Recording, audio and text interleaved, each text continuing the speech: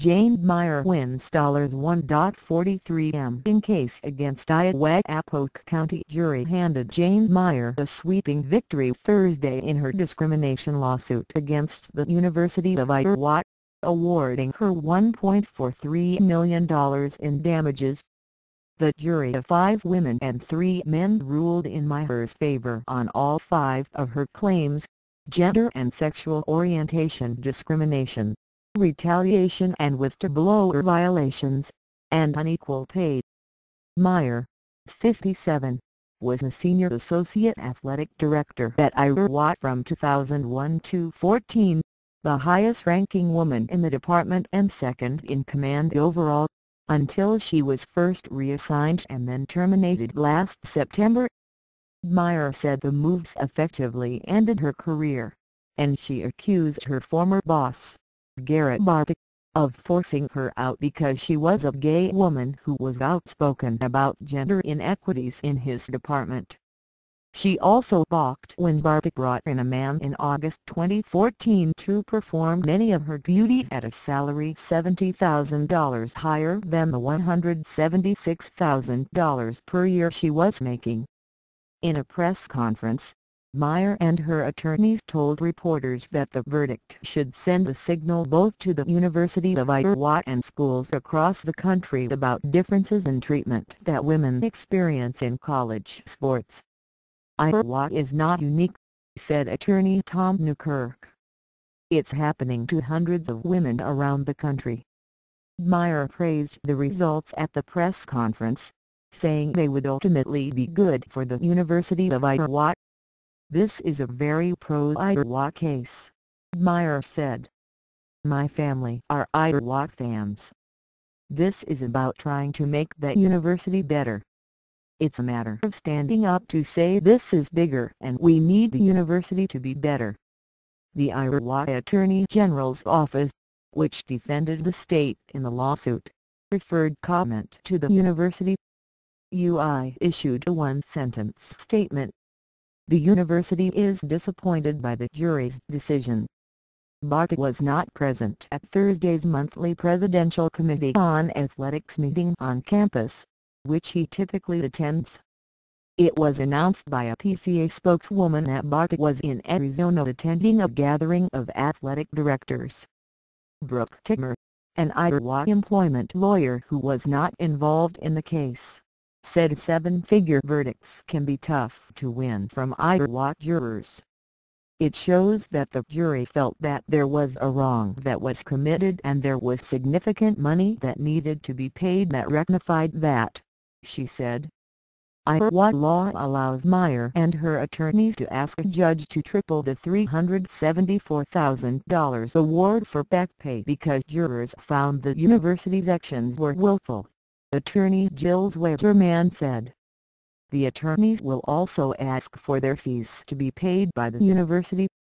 The jury also awarded Meyer $444,000 for past emotional distress and $612,000 for future emotional distress. Her attorneys will be seeking roughly $2 million more when from the judge, plus an investigation into unequal treatment of men and women in the Iowa athletic department. They expect the university to appeal the verdict.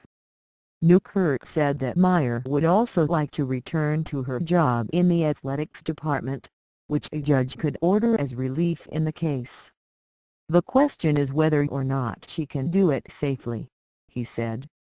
"I don't know. Does Mr. Barta need to leave?" Meyer filed her lawsuit in November 2015, at a time when she was working in the university's College of Liberal Arts and Sciences helping with the final stages of recovery from the 2008 flood. Funding for that job ended last September and her employment was terminated. "This is for everyone and anyone who has fought discrimination," Meyer said at a news conference in her attorney's offices, where jubilation reigned after the verdict was announced. "It's much bigger than Jane Meyer." Meyer was hired at Iowa in 2001 by then athletics director Bob Bowles-Be as the senior women's administrator and second in command in the department. Bowlesby praised her in job reviews and stated that she had a good case for leading her own athletic department someday. Bowlesby left for Stanford in 2006, and Barta was hired from Wyoming to be his replacement. He kept Meyer in her senior associate athletic director role, but distrust began seeping into the working relationship. In 2011, for example, Barta said he wasn't comfortable with having Meyer represent the department during media inquiries into the rhabdomyolysis outbreak among 13 football players. Meyer testified that that undermined her authority. By 2013, Barta decided he wanted to create a new deputy position in his department and informed Meyer that he didn't consider her a qualified candidate. The job eventually went to Jane Taylor, who started work August 4, 2014, at a salary $70,000 more than Meyer's. She objected both to being stripped of some of her key duties and also the pay disparity. Taylor's first day of work was also the last for Tracy Griesbaum, Iowa's longtime field hockey coach and Meyer's partner. Barta fired Griesbaum after what he said was a pattern of reports of abusive behavior toward her athletes. The university inquiry into that had found no policy violations. Meyer became extremely upset by the decision and protested loudly in a staff meeting. She testified that she maintained her professionalism but wanted to make sure her concerns were heard. Others in the meeting said Meyer crossed the line and could have been fired on the spot. On December 4, 2014, Meyer presented Barta with a memo outlining a number of her concerns about gender inequity in his department, including her own treatment. The next day Barta had her reassigned outside of athletics, stating it was because of a threatened lawsuit by Griesbaum. Meyer was told she would be able to return after the matter is resolved. She never did.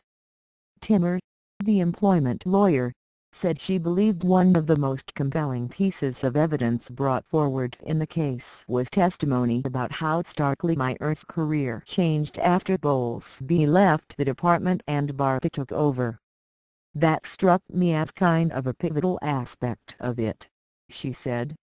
Both Newkirk and Zwerman told reporters that the landmark verdict was challenging to win because the discrimination Meyer suffered was more subtle than seen in other lawsuits against schools.